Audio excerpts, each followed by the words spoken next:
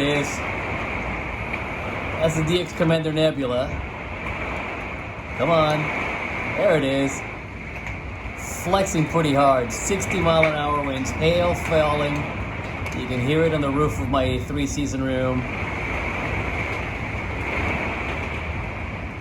Yeah. I'm so glad I guided at 4 points and not just one. That doesn't look right now, does it? What's going on, gang? Thursday the 16th of June, and looking a little frazzled because we've been without power for 3 days. In the big scheme of things, not a big deal. I'm used to going weeks or months without power. I grew up in Puerto Rico, and that's just kind of par for the course for us. Let me show you some of what we've been going through here in Columbia City, Indiana, for the last 3 or 4 days.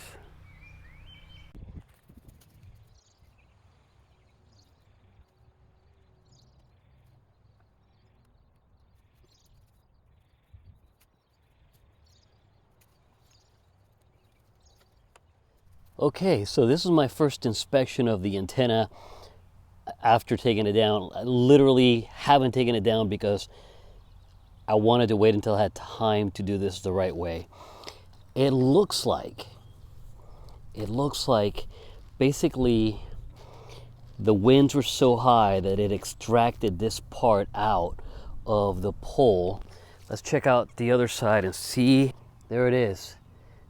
It flexed it so hard that it split the side here. So I have to replace this entire section if that's available. If not, then I'll have to buy a whole new mast.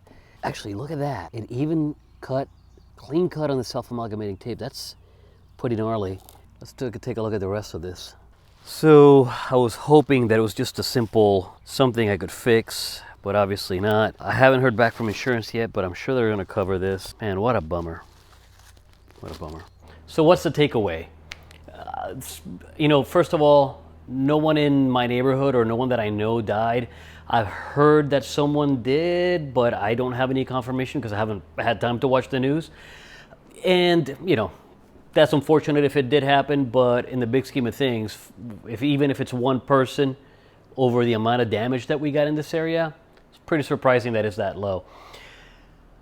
Takeaways for me. I wish I'd had more advance notice. In fact, my phone went off telling us about bad weather coming about 3 minutes before the bad weather got going.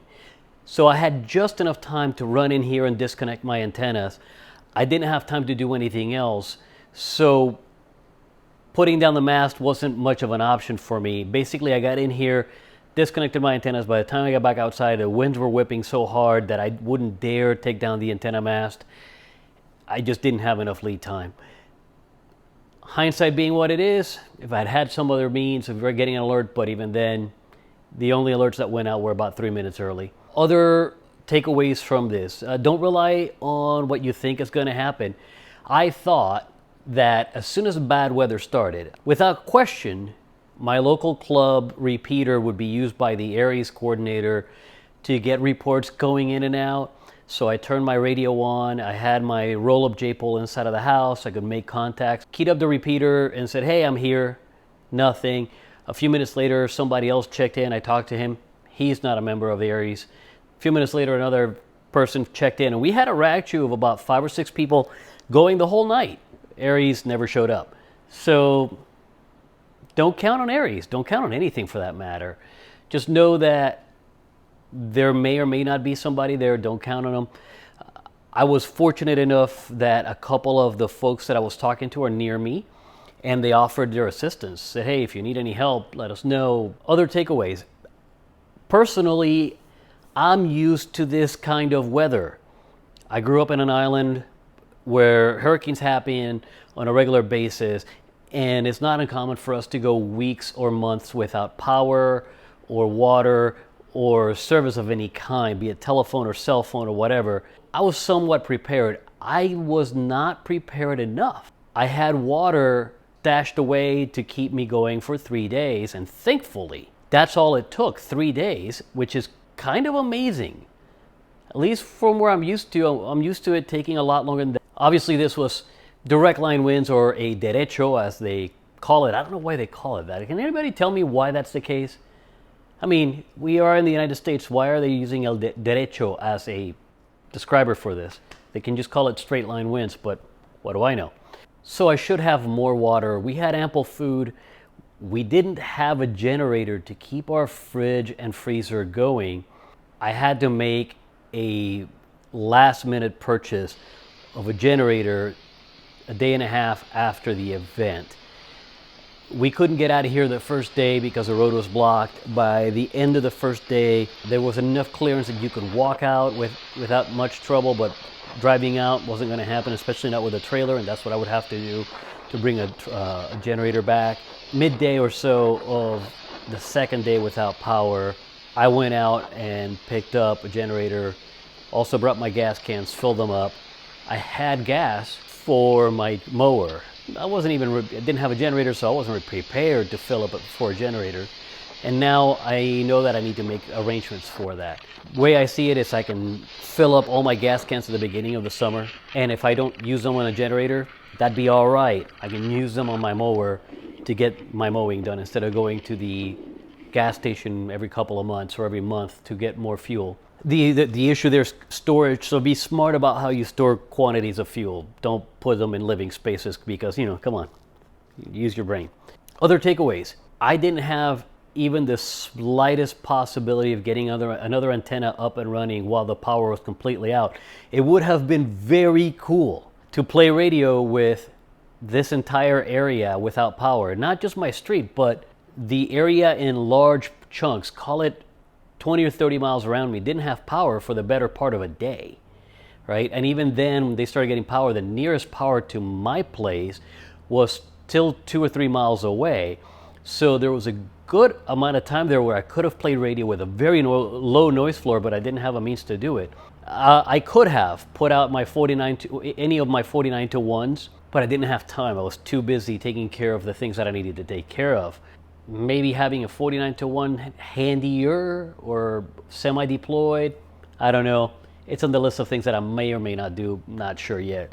My battery power was okay for what I was doing, but it wasn't sufficient if I had to go longer than I needed to go.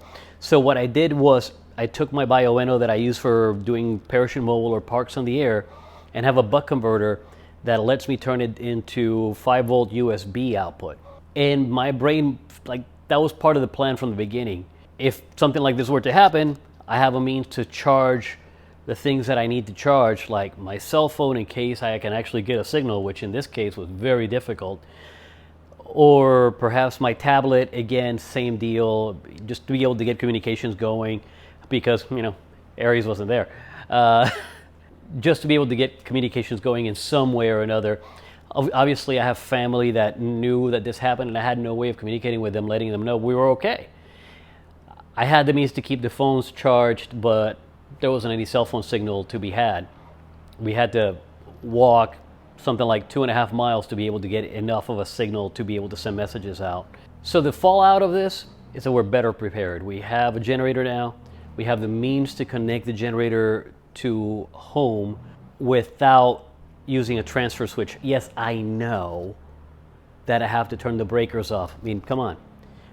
If you don't know that, you need to learn about that before you start doing this stuff. So ultimately, we came out of this better off in terms of being prepared because now we know what we didn't know or what to expect to a degree in this area. This is the first time we've had major weather in about 20 some odd years of living in Indiana. So it's not a bad place to be at in terms of I could have done better, but at least I didn't do as bad as a lot of my neighbors did. So we're better prepared now. We have a generator. We have the means to power the things that are essential to our living in the home. So our fridge and freezer and getting some fans going because it got to the heat index of 100 plus around here. The inside of my house got into the high 80s before the power was restored. And I mean high 80s all day and all night. So it wasn't comfortable to sleep in. I expect I'll be buying a few more lithium iron phosphate batteries to act as other means of having stored power for us. And there are a number of items like having extra water and having a better water filtration system that doesn't depend on water pressure to be able to have drinkable water. Yeah, we have a lake nearby and that's fantastic, but I'm not drinking water straight like that because I know what happens.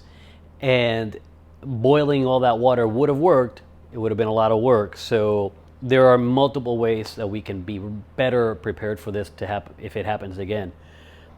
Well, all that said, I don't know if you guys can hear it. There's a truck outside of my house. My neighbors are having some trees ground up, and I'm finding it difficult to keep my brain, my thoughts together and delivering it to you guys. So I'm going to say 7.3 for now, and I have a feeling that there's another build video coming soon because I need to build that Poda Expedition DX Commander so that I can have an antenna working here. So we'll catch you guys down the log. 7.3.